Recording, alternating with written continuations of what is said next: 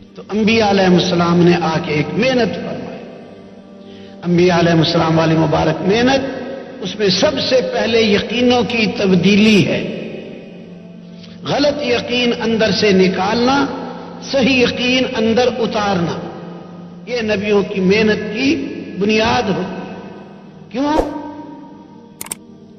آدمی یقین کے بقدر چلا کرتا ہے، عمل کیا کرتا ہے. یقین قوی ہوگا، عمل قوی ہوگا. یقین کمزور ہوگا، عمل بھی کمزور ضعیف ہوگا. یقین بالکل نہیں ہوگا، عمل بھی بالکل نہیں ہوگا. یہ ہے جیسے پیچھے سے بجلی پوری ہو تو روشنی پوری، پنکھے صحیح چلتے، ہر مشین صحیح چلتی. پیچھے سے بجلی کمزور ہو جائے تو بلبوں میں روشنی تھوڑی تھوڑی، پنکھا بھی رفتار چھوڑ دیتا ہے. اور اگر پیچھے سے بجلی بالکل بند ہو جائے تو یہ سارا کھیل ختم ہو جاتا ہے. بلب روشنی دینا چھوڑ گیا، روشنی بند ہوگی، پنکھا کھڑا ہو گیا، ساری مشینری کھڑی ہو گئی.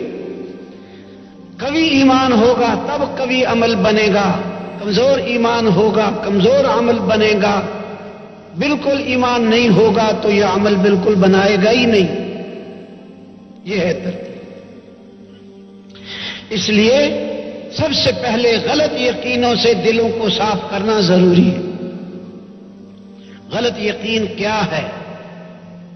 غلط یقین یہ ہے کہ بندہ یہ یقین رکھے کہ میں پیسہ کمانے کے لیے محنت کروں گا تو مجھے پیسہ ملے گا، مال ملے گا. پھر مال سے چیزیں خریدوں گا تو میرے پاس بہت ساری چیزیں آ جائیں گی، برتن، بستر، کپڑے، کھانے پینے کی چیزیں، پھل فروٹ، یہ چیزیں. پھر میرے پاس بہت سارا سامان جمع ہو جائے گا. جب میرے پاس بہت سارا مال جمع ہو گیا، بہت سارا سامان بھی جمع ہو گیا، پھر میں کامیاب ہو جاؤں گا. یہ ہے غلط یقین. کیسے پتا چلا کہ یہ غلط یقین ہے؟ قرآن پاک سے پتا چلا کہ یہ غلط یقین ہے. قرآن پاک نے بتایا قارون کے پاس مال بہت تھا، اس کی کنجیاں، چابیاں ایک بڑی جماعت اٹھاتی تھی. ما ان مفاتحہ لتنوء بالعصبۃ اولي القوة، بڑی قوت والی جماعت متعین تھی اس کی چابیوں کو سنبھالنا اٹھانے کے لیے.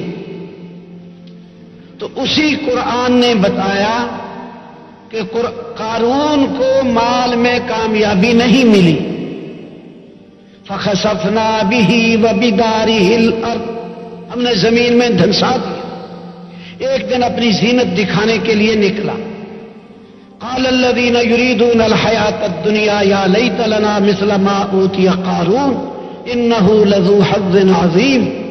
دنیا کے طلبگار، دنیا کے یقین والے، چیزوں کے یقین والے بول اٹھے، اے کاش ہمارے پاس بھی قارون جیسا ہوتا، یہ تو بڑے نصیبے والا،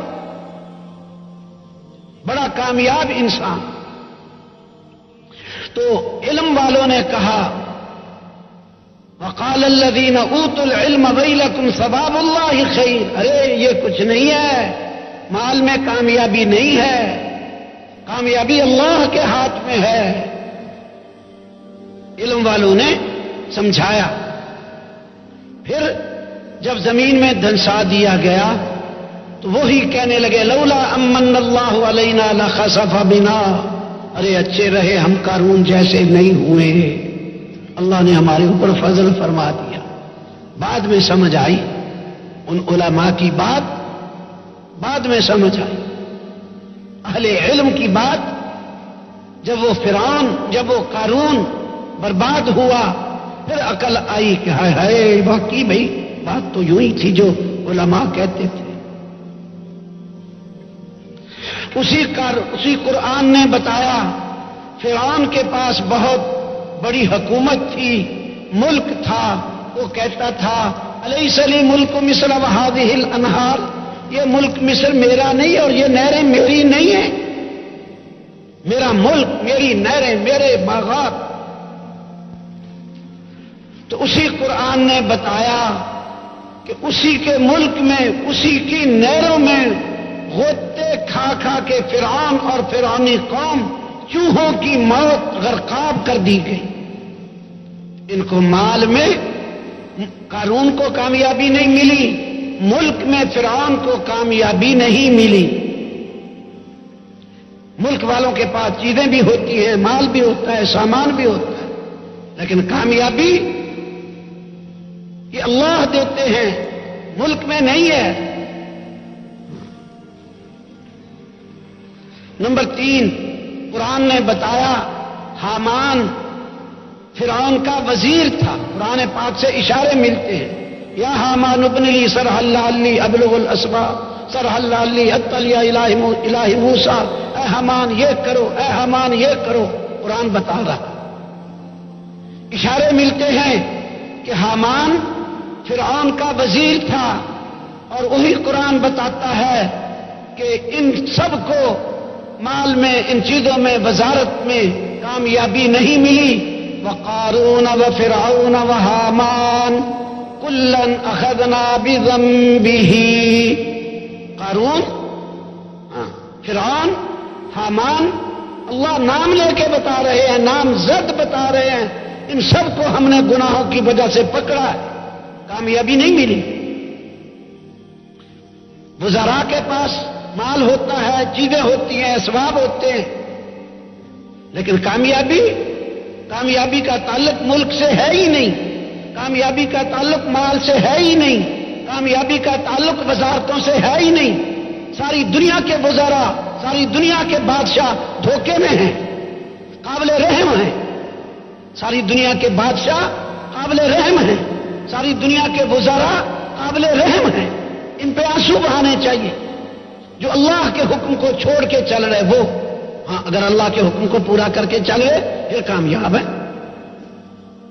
نمبر 4، قرآن نے بتایا قوم نوح کے پاس اکثریت تھی. اسی قرآن نے بتایا کہ ہم نے اس کو ان سب کو غرق کر دیا، ان کو اکثریت میں کامیابی نہیں ملی. نمبر 5، قرآن نے بتایا قوم عاد کے پاس قوت تھی. لم یخلق مثلها فی البلاد. ایسے آدمی پیدا ہی نہیں کیے گئے. بڑے لمبے لمبے قد ہوتے تھے. نبی نے سمجھایا، ہود علیہ السلام نے، استغفار کرو، ایمان لاؤ، اللہ کے علاوہ کوئی الہ نہیں. ما لکم من الہ غیرہ. اللہ کی عبادت کرو. یا قوم اعبدوا اللہ. اللہ کی عبادت کرو، اللہ کے علاوہ کوئی الہ نہیں. بات سمجھ میں نہیں آئی. ان کو ہود علیہ السلام نے بتایا، دیکھو تمہارے سامنے قوم نوح غرق ہوئی ہے، تم ہدایت پہ آؤ. کہنے لگے ان کے قد چھوٹے تھے، غرق ہو گئے. ہم اتنے بڑے بڑے قد، ایک کتاب میں پڑھا ان کا چھوٹے قد والا ٹھگنے کا لفظ لکھا ہوا تھا. ان کا ٹھگنا یہ بھی 60 گز کا ہوتا تھا. بہرحال قرآن کہتا ہے ہم نے ایسے آدمی پیدا ہی نہیں کیے. کہنے لگے ہم پہاڑوں پہ چڑھ جائیں گے.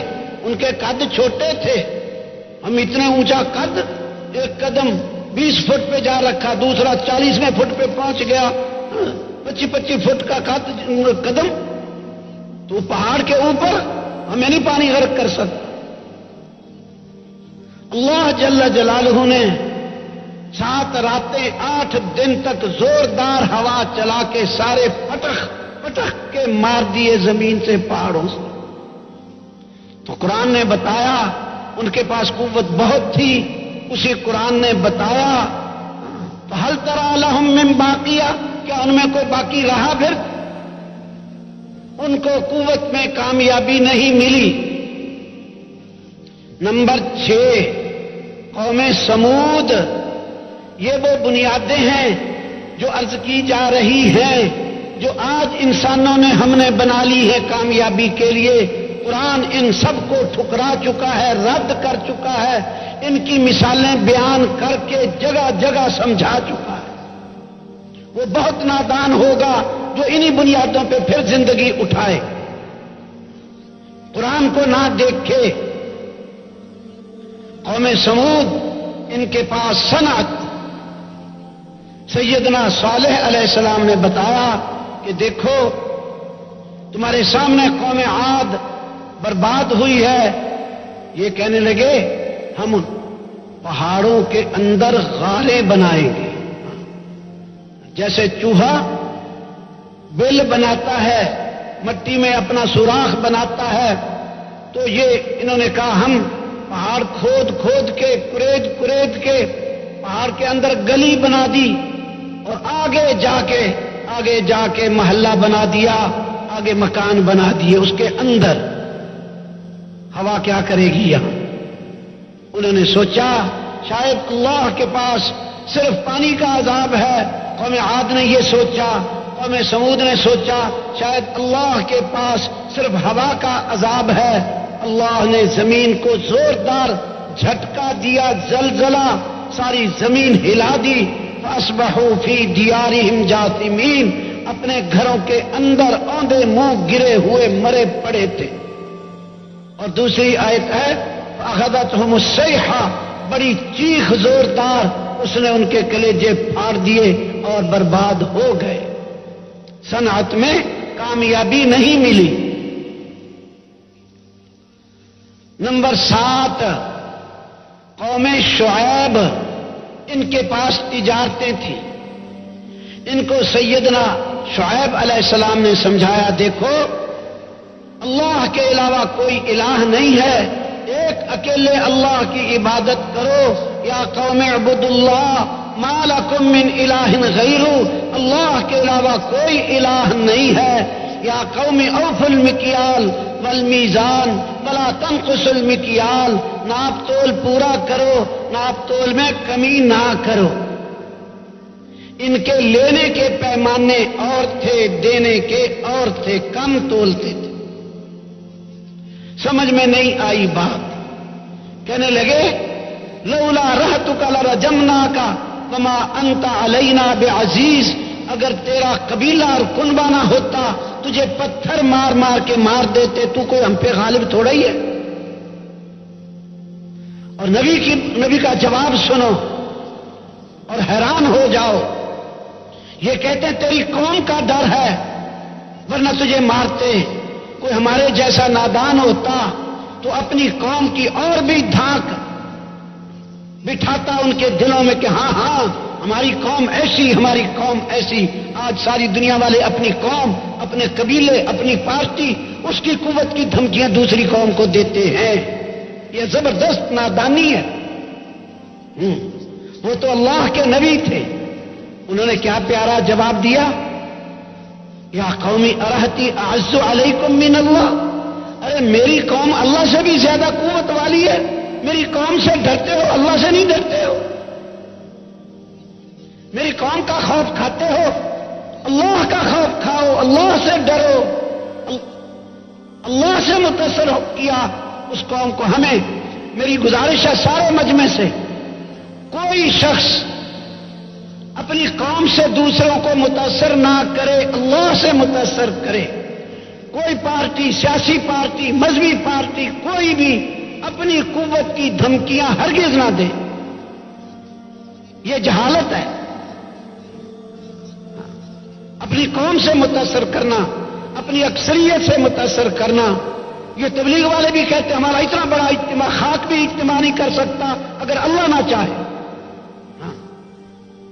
اگر اللہ نہ چاہے. ہمیں کبھی اپنے اجتماع پر کسی چیز پہ گمان ہونا ہی نہیں چاہیے. ایٹم بم بنا کے پھولے پھرتے ہیں, ہم نے ایٹم بم ایٹمی قوت ہو گئے, خاک قوت بھی نہیں ہوئی. لا حول ولا قوت الا باللہ, یہ روز پڑھتے ہیں. یہ تو ہمارے کلمے کا جز ہے, ہمارے ایمان کا جز ہے کہ ہم قوت اللہ کی تسلیم کریں. اللہ کے غیر کی قوت کی کوئی حیثیت نہیں. سب خاک بھی نہیں ہے. ہاں اللہ چاہے گا کسی چیز سے تو ہو جائے گا, اللہ چاہے گا تو ہو جائے گا. تو شعیب علیہ السلام نے سمجھایا, لیکن اللہ کی شان جب بدبختی آتی ہے تو صحیح بات پھر سن بھی لیتا ہے بندہ لیکن اسی ڈگر پہ چلتا رہتا ہے. یہ انسان کی بدبختی ہوتی ہے. اللہ نے 3 قسم کے عذاب بھیجے. فأخذتهم الصیحہ فأخذتهم الرجفہ، ایک آیت میں صیحہ چیخ، ایک آیت میں زلزلہ، اور تیسری آیت میں فأخذهم عذاب یوم الظلہ. بادلوں کی طرح دھواں چھوڑا گیا، پھر آگ برسا دی گئی. ان کو تجارتوں میں کامیابی نہیں ملی. یہ غلط یقین بتایا جا رہا ہے جو اپنے اندر سے نکال باہر پھینکنا ہے، اپنے دل کو اس ناپاک یقین سے پاک کرنا ہے، وہ بتایا جا رہا ہے. نمبر 8